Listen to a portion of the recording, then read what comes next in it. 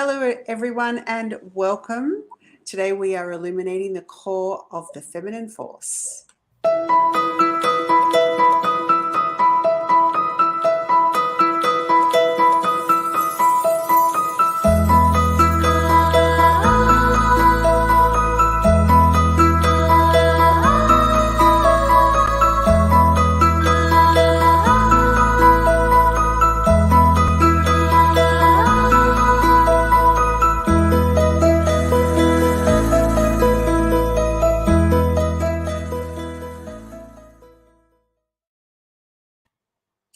Thank you for joining us. We are here to create a safe place and discuss life on life's terms, because sometimes when it's chaotic out there, it's a bit hard to accept that. Today, I have with me the beautiful Alison Canavan again, transformational coach, speaker, alchemist extraordinaire, like you name it. Beautiful sound bowl player. I've been listening to Ali's sound bowls on Instagram. If you haven't followed Ali on Instagram, I highly suggest you do. What's your tag, Ali? It's Alison Canavan Wellness. Yep, Alison Canavan Wellness, and she plays sound bowls, and it's just beautiful. So I'm excited again to be speaking with Ali.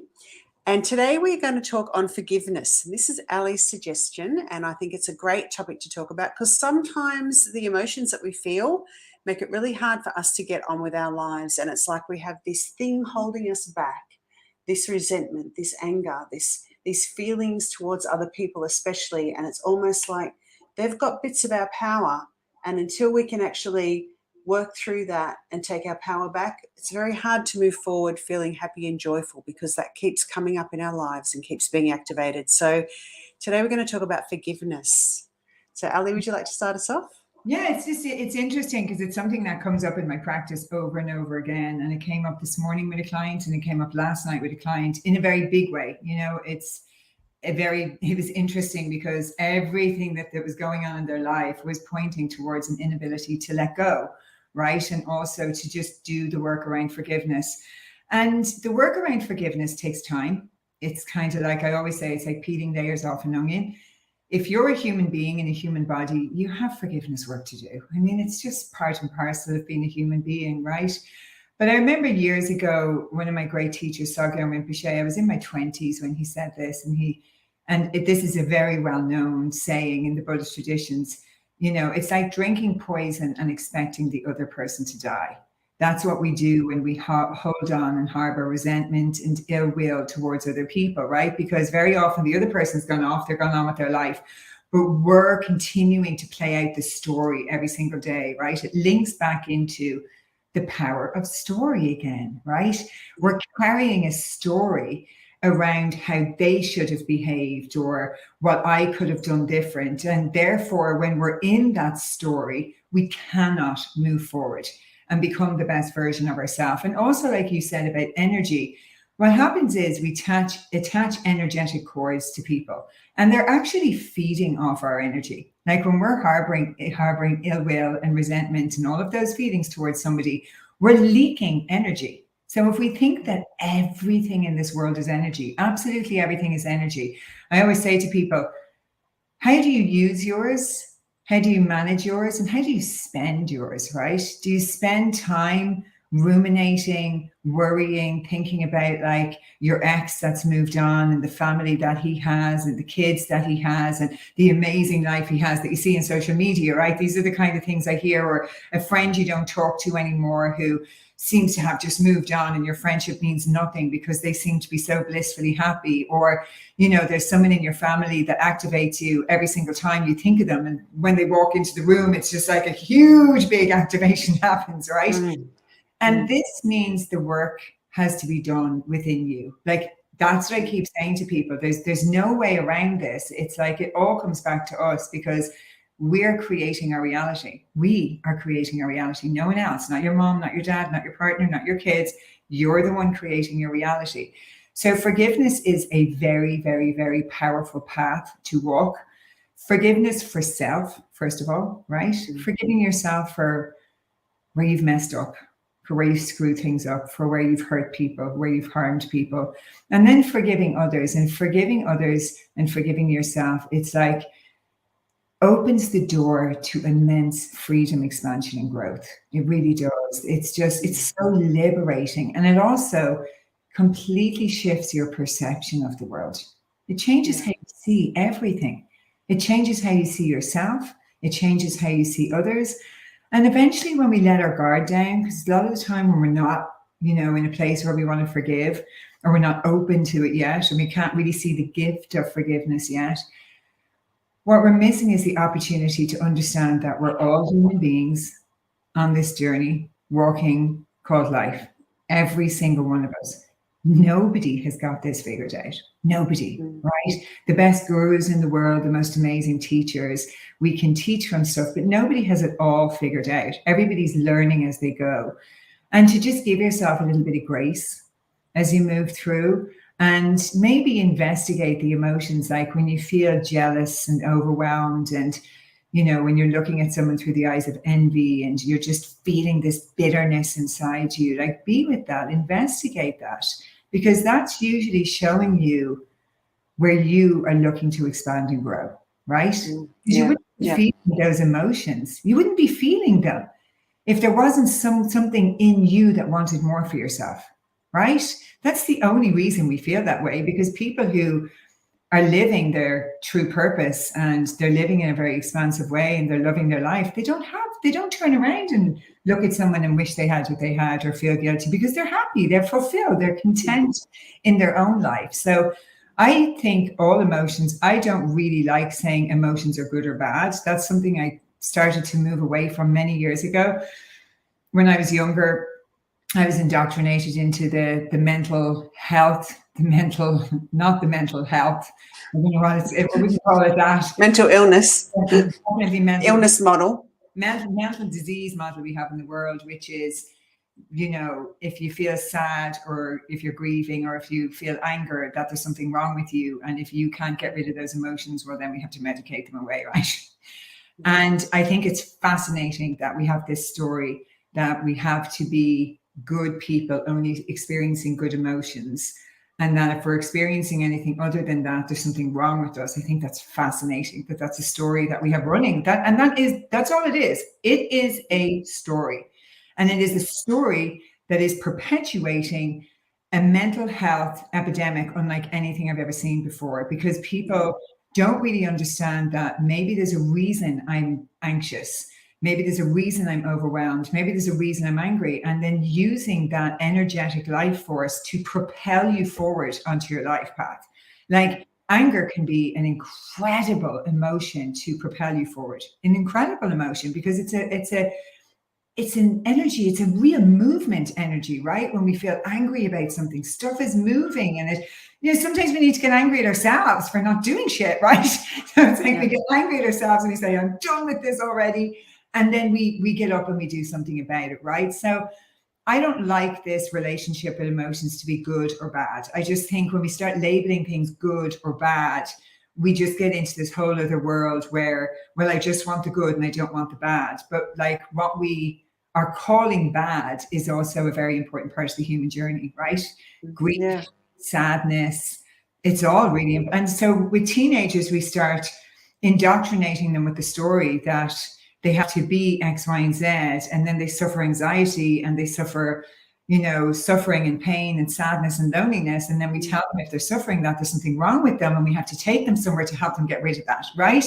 Instead of just supporting them to integrate, to eat well, to be out in nature, to help them find their divine purpose and power in this world. Like it's just so powerful when we start to work with our emotions instead of being afraid of our emotions. And I think all of that comes under the umbrella of forgiveness, because it's like forgiveness helps us to see all of the beauty in this world that is actually all there. It's just that we're not able to see it when we're harboring all of this resentment and anger inside of us, right? We're just not able to see it.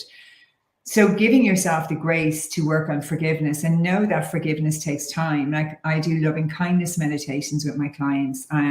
There's a practice called Tonglen in the Buddhist tradition that I also do. And loving kindness for me is one of the most powerful practices because, first of all, you're sending love to yourself, and then you're sending it to those you love.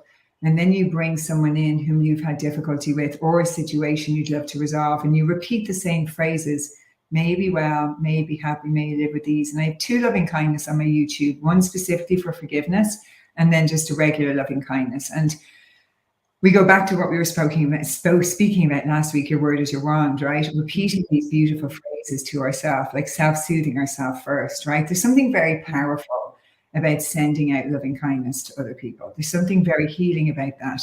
And not only when we do the forgiveness work are we freeing ourselves, but we're also freeing the other person too, which is, I think, is beautiful. Yeah. Oh, that's just amazing. So many gems in that. I love that. I agree with you with emotions. So as soon as I started seeing my emotions as a call to take back my power, so every time I felt an emotion, it was like, oh, this is my body telling me that there's somewhere that I need to take back my power. And I started to look, and because, when you think about a lot of those emotions, we feel powerless. So when I'm feeling those in that situation, I've stepped away from my power. So my emotion was really just calling my attention to the fact that I've stepped away from my true self, which is where my power is. And as soon as I started seeing my emotions as the bearer of information, the bearer of news, the bearer of, hey, this is what's really going on, I came to an acceptance around emotion. And that meant there wasn't so much resistance. There wasn't so much fighting. And I actually could use them. And I think this is a thing, they're there to be used. Yeah. They're there to help you activate a different behavior or a different thought pattern.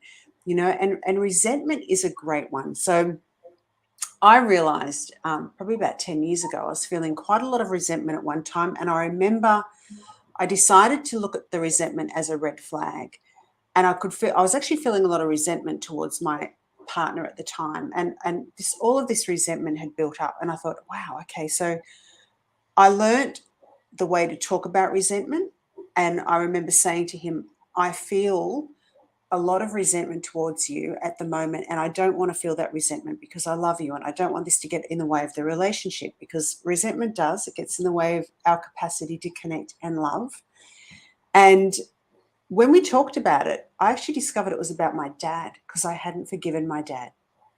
So I was actually projecting my resentment at my partner. Now, had I not stopped and looked at that resentment as a red flag and investigated why it was there, I would have been thinking it was about my partner. But actually, I had some work to do on my dad. And the forgiveness for me, it's a really interesting thing, forgiveness, because I think sometimes, like I find often when I look underneath a lot of these feelings, if I'm angry, it's generally when I look underneath it, I'm projecting it out, but really I'm angry towards myself because I've walked away from myself. Or I'm resentment towards someone else, but really I'm resentment towards me because I've put myself in a position to be hurt. So the forgiveness of self, especially when we look back, when I look back at myself as a teenager and I think about the choices I made and the behaviors that I was acting out, it was like coming to a forgiveness around I was doing the best that I could at that time. And trying to turn around my perception, because when we look back, we only remember the bad times. But if I remember the good times, and I remember the things I did that helped people, and I remember the things that I did that supported people, and then I have a clear picture of myself as a teenager. It's not just all the bad stuff. And then I can go, well, hang on a minute. I actually really was doing a pretty good job. And I can come into that state of acceptance, which I think is like, we have to sort of feel the feelings first. And then I found I need to go into an acceptance. I can go into acceptance. Once I've felt the feelings, I can go into acceptance, and then I'm able to forgive. So with other people, that looks like I might need to do some writing. I might need to share how they've hurt me. I might need to, I'm always doing the investigation. Well, why do I have a relationship with them? What did I do? What was my part in this play? How did I put myself in a position to be hurt? So I do all of that work. And at the same time, and you've probably heard this, Ali, the prayer that you can say for people. So people that I found it really hard to forgive. Like I remember doing this with my first husband. So I did all of this work on him, this inventory work on him, all this inner emotional work on him. And then I started praying for him for 2 weeks, that he would have everything that I wanted for myself, the health, wealth, the happiness. And at first that was really hard because you have a feeling around people that have hurt you, right? And it's really hard to pray for them. But as I kept doing my work and I kept seeing my part in it, and I ultimately came back to taking full responsibility, which was that I chose to marry him. Mm-hmm. That was my choice. And as soon as I took full responsibility, that sort of opened the door for this forgiveness to start coming through. And then I did this prayer for 2 weeks of just, praying for him, everything that I wanted for myself. And I actually found that over those 2 weeks, it just shifted so much. And it was like I was lighter. It was almost like this thread, because I watch people now that are in their 80s and they're still pissed off at their last partners. But the thing is, wow, you've carried that for ages. Yeah, if you notice, like when people don't do the work, and as they get older and older and older, they get more resentment, more bitter, more angry. And I've seen that a lot, in my own family and in people around me. And it's like, I spoke to someone this morning, and they were ringing, about to ask about a spouse. And I'm always like, if somebody comes to me and asks for help, but generally when somebody else is looking for help for somebody, it's not going to work. But I said, they have to hear the call to do the work. Like, you can't do the work for them. You can lead a horse to water, but you can't make them drink, right?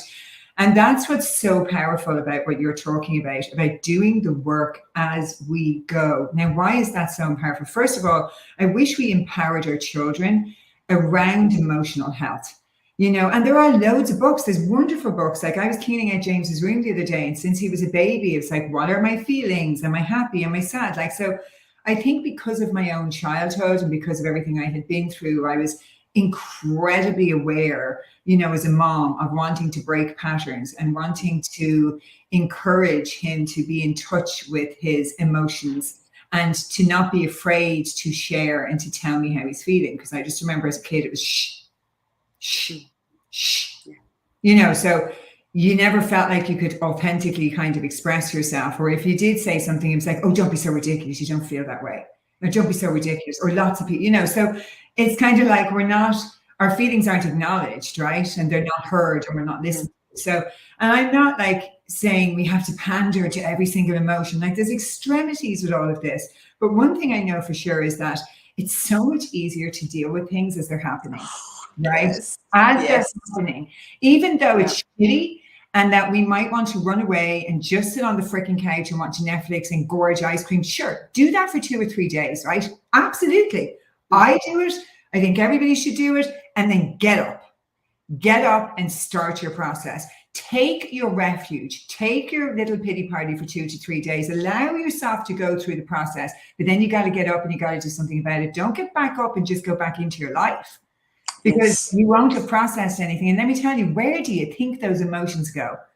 They don't. And what you're talking about in your relationship, that was actually something to do with your father. It's like when we don't deal with our emotions as we move through them, they get repressed and suppressed. And it's like, I always think of the analogy years ago when I was doing a talk, I used to use this. It's like shaking a bottle of Coke, right? Because I look at like the keyboard here in front of me in my computer, and you're shaking it. If you shake it a little bit and wait and you open it, it's not going to make that much of a mess, right? That's dealing with your emotions as they happen. Wonderful. Little bit of a mess to clean up, clean the bottle before you drink it or whatever.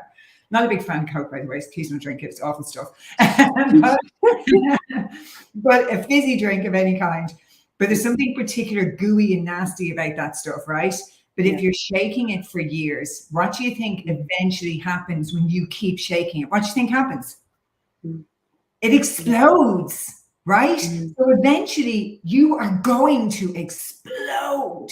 What does that look like? That looks like an all-out meltdown, burnout, trashing relationships, like really losing your mind in whatever way that looks like, right? But then look at the mess that's been made. It's all over the floors and the ceilings. It's in all the keys. Like, I'm just looking at my room here. How long is that going to take to clean up? Ages, right? Everything's nice, sticky and dirty. And I think this also comes back to like talking about teens as well. Like a lot of mums are talking about my teens are self-harming. But, why are they self-harming? There is so much emotion that they can't process because they're constantly being traumatized from what they're seeing, all the images, the way our culture is, so much emotion, and there's no emotional education. So what do? You've got to project it out somehow. Somehow you've got to release this, express this. Somehow you've got to project this out. And so there are all these behaviors that are happening that are unprecedented. Like, we really haven't seen this level of self-harming, self-abuse, and all of this is just from what's going on inside. And absolutely right. If we learn how to deal with the first feeling, and then use the first feeling to evolve, because that's its purpose. That feeling's purpose is to help you evolve. And then you don't have to go on that train.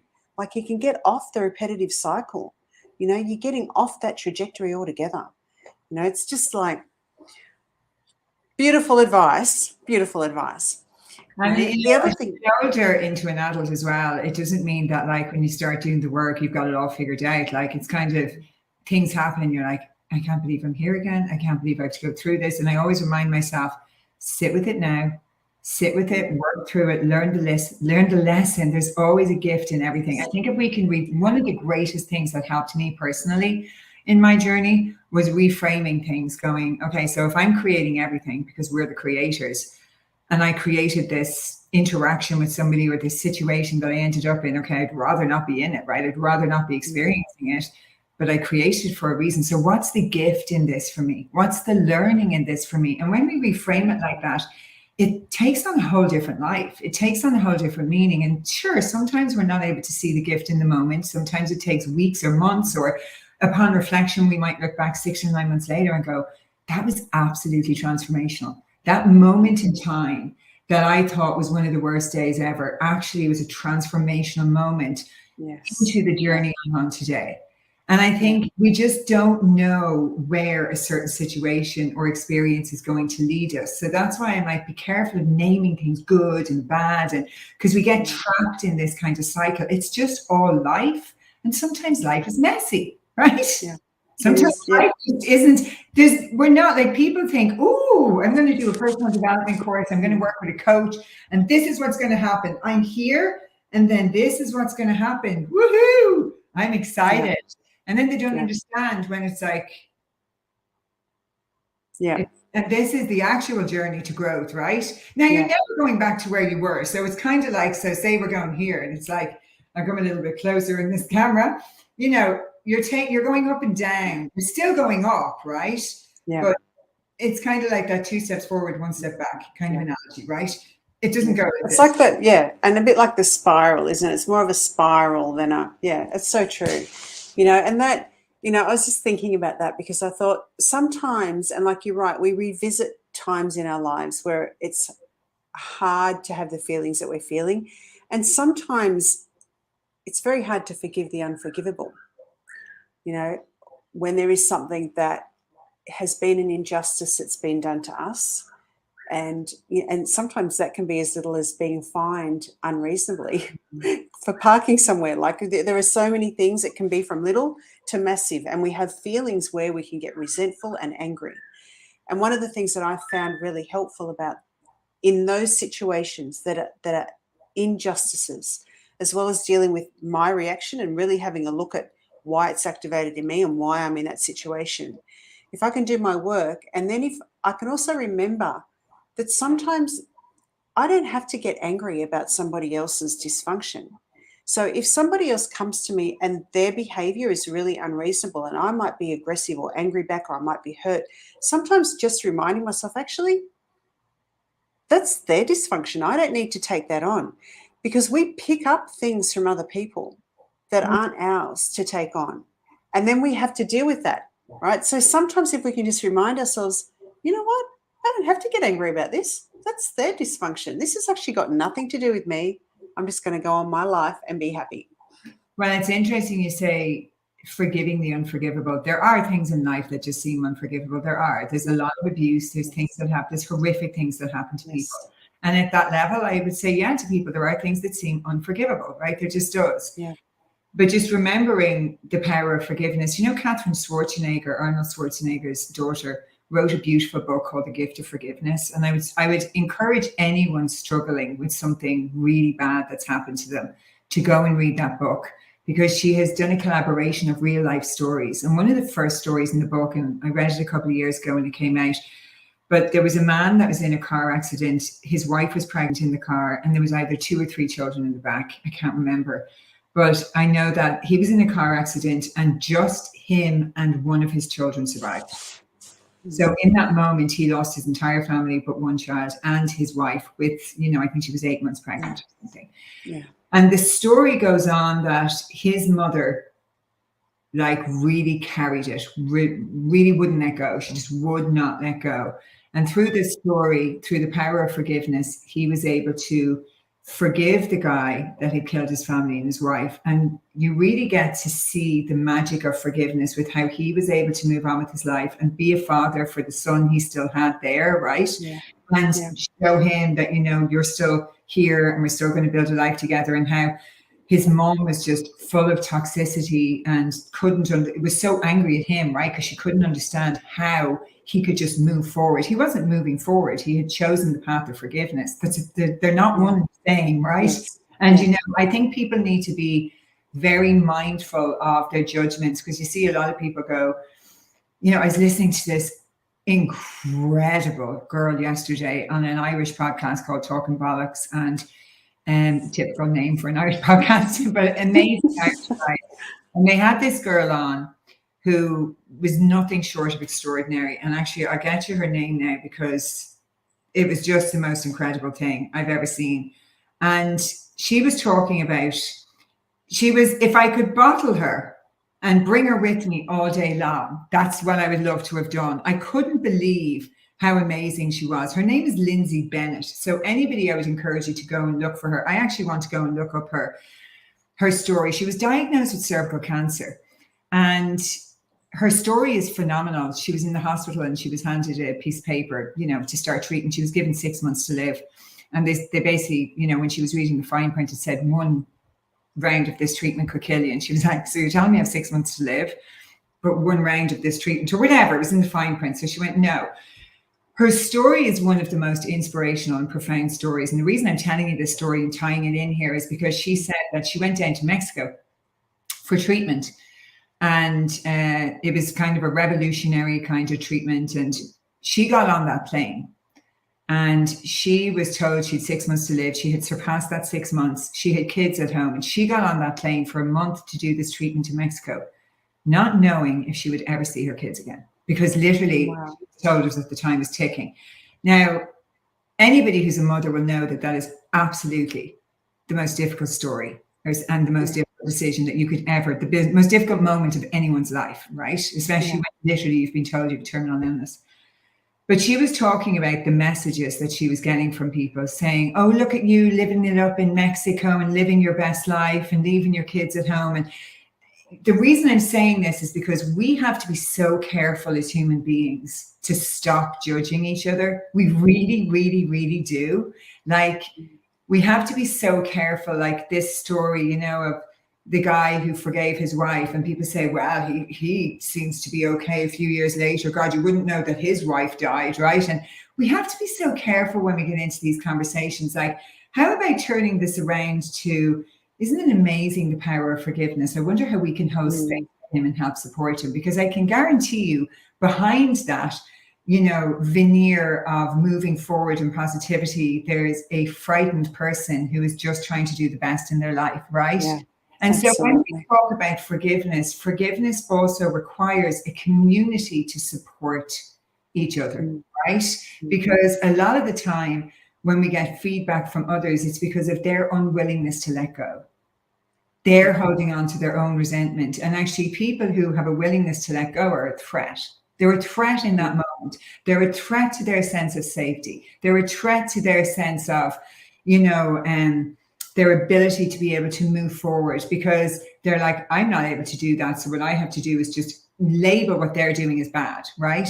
So I was listening to that podcast yesterday thinking, my gosh, if we could all have a little bit of Lindsay in us, do you know what I mean? In those moments, and talk about living every single day as if it was your last. I think she's a year and a half down the road from where she told she would be. And she was asked, and the reason I'm coming full circle, don't you worry, the guys at the end asked her, we had a cervical smear scandal in Ireland where a lot of cervical tests came back that were positive, that came back negative, or abnormal, you call them in smears. And they missed her cancer, right? And she was somebody that had regular smears. And when the guys asked her yesterday, did you get an apology? I just thought her answer was quite incredible and profound. And she said, an apology from who? From one of the doctors, from the person in the thing, you know, like when she had thought it through, and I thought, oh, wow. But you could tell she had come to a place of complete forgiveness. You could just tell from her, from how she was living, from her mentality, from her energy, just from everything about her. Like James was saying to me, gosh, Mom, you really love her. And I said, I have never, it's a long time. It's such a long time. And I'm in the motivational speaking industry, right? That's what I do day in, day out here in the States. It's a long time since I've heard that kind of inspiration, that natural motivation. And it also proves what's possible for us, how the human body listens to us, right? She was given 6 months. She's still here. She's still here. And today she feels better than she's ever felt before. Yeah, wow. Right? So that amazing. For her is the perfect story of having the ability to let go, because had she been harboring resentment and ill will, and obviously I can't speak for her now, do you know what I mean? I can't put words in her mouth, I don't know her. But from what I was getting from the story was her ability to move forward and truly, truly, truly live now for this moment, present, has gifted her the life that she's been living for the last year and a half. Remarkable story. So I just think forgiveness, it sends out ripples. And we have it's kind of kindness, right? It sends out these beautiful ripples. And we don't know where that ends. We don't ever, sometimes we never get to see the miracles that we create or that we start. But we are one big human family. We really are. We're one big human family. And what this human family needs now more than ever is more love. That's what we need. More love, more forgiveness, more understanding, just allowing people to be who they are, just giving people the space to just be, not constantly judging, not constantly trying to get people to see everything our way, right? Just let everybody be, have amazing, engaging conversations about how we see the world differently, but just live and let live, right? We're living in such a divisive, hot-headed time where you kind of feel like you can't even have an opinion or say anything because you're kind of afraid of, the wrath of not being socially correct these days coming back in on you. So I think we are in a time of an amazing opportunity to work with energies like forgiveness, because all the work we do within ourselves shifts the collective consciousness for humanity. And that's why the work always begins and ends with us, really. Because it's how am I adding value to the world, or am I taking value away? Right?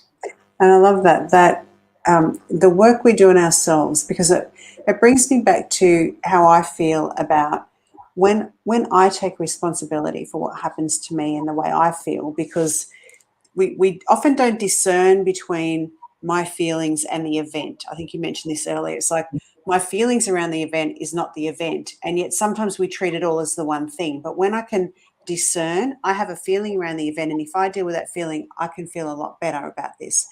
But when I start to look at the world from that perspective, that everything that's happening to me is an opportunity for me to evolve, then in fact, my forgiveness becomes gratitude.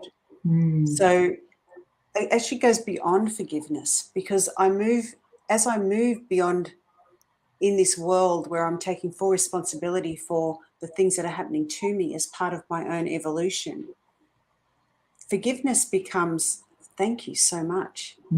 Thank you so much. And that coming into the gratitude around things, I think that is just like, that is powerful too. Like they all carry this beautiful feeling in our body. And I think that for me has been this crux of being able to shift resentment and even judgment, because judgment is actually a substitute for experience. So if I want to have a real experience of life, and if I really want to connect, I can't have judgment, because judgment sort of is like how I think that person is. So it's not real. It's not the experience. that is real. Yeah. It's what I think the experience is. So judgment is a substitute for experience, and we have judgment when we don't feel good enough in ourselves. It's our projection. Yeah. So, yeah, and I love that. I just love this whole conversation about forgiveness and this whole, because it's so true. When I left my first husband, there was a lot of judgment around me. And that was the time, for the very first time in my life, I realized nobody could possibly appreciate what I feel unless they were in my shoes. And there's nobody in my shoes except for me. And I started to look upon the world like that then. I started to reassess all the people that I judged before me that had left their partners or that had, I thought, wow, I had all these thoughts around them. And it's like, now that it's like I just had this massive realization that nobody can know unless you're in their shoes. Oh, and look at what a beautiful creation that was for you to learn that lesson. And I think back as you're saying that, when I was, drinking and partying and before I got sober, and my family used to talk about me to each other, but never to me, never. Like since I was a teenager, it was one of the most deeply frustrating things. It was like I wasn't valid as a human being. It was like, we're going to talk about her and we're going to talk about what we feel is best for her and how we are going to fix her or sort her out, but like never actually have the conversation with me, right? But look at what a beautiful creation that was, because I created that for my growth, right? So like, look at how powerful my creation was to create that around me so that I could see, to do the work I do now, how awful it is for people not to communicate with you. Like to really feel, because I always feel in my job when I'm coaching people and, when I'm doing inner child healing work with them, to not only have studied and obviously trained to be facilitating this with people, but to have really experienced it. There's nothing like firsthand experience. It's like I'm a sobriety mentor for people as well. But you can't be, in my opinion, you can't be a sobriety mentor if you haven't had, some kind of addiction problem. Like, because how are you really supposed to understand what that feels like, And so I just think it's amazing the situations we create for ourselves that we can truly learn from, because now I know, and I'm so much more aware to not do that with my child, right? To not talk about him and try and figure out what's best for him, but to talk to him, right? It's a whole different way of engaging. And the same goes for, forgiveness. It's so powerful, because for me, forgiveness is intrinsically interconnected with letting go. I don't think they're kind of separate. I don't think we can separate them, because we have to be able to let go to forgive. It means we're not harboring stuff anymore. And for me to be able to let go of, like, say that with my family and look at it for what it is and thank my family for giving me the gift of having the ability to be able to go in and really do that deep inner work, right? Really do that deep inner work, because at the end of the day, it doesn't really matter what anybody else thinks about me. It's what I think of myself. It doesn't matter if I'm constantly seeking external validation from them, which I was never going to get, right? Clearly. Well, then I'm never going to be happy. And I've created them as one form, but then I was also creating it in friendships and in personal relationships. So I was creating the same story. It just looked different, right? My boyfriend would speak to my sister about me and they would be like, oh, we had a chat about you and we were thinking this. And it's like, oh my God, there I am. I'm creating it again. It's like really interesting. And then we turn it inwards and it always comes back to us. What is it in me that doesn't feel good enough to have people speak directly to me? Am I speaking directly to me? Am I giving myself that time? Am I listening really to my own authentic inner voice? And I think this is the magic of doing the work, because when we live in the blame game and we live in the pointing fingers world, nothing gets solved and no healing gets done. Just doesn't, right? Because